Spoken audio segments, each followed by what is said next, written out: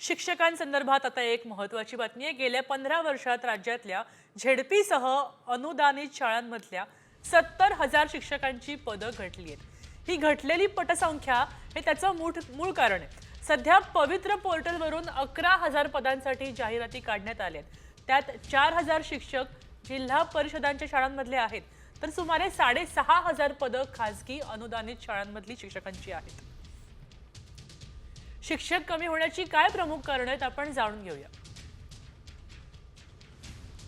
हम दो हमारा एक मुळे राज्याचा जन्मदर घटला।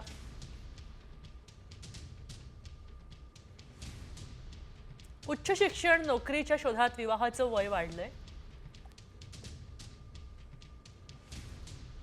इंग्रजी माध्यमांच्या खासगी शाळांची संख्या वाढली आहे।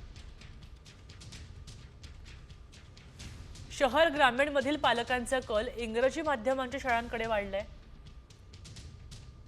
10 ते 20 पर्यंत पटसंख्या असलेल्या झेडपी शाळांची संख्या 6,000 वर पोहोचली आहे।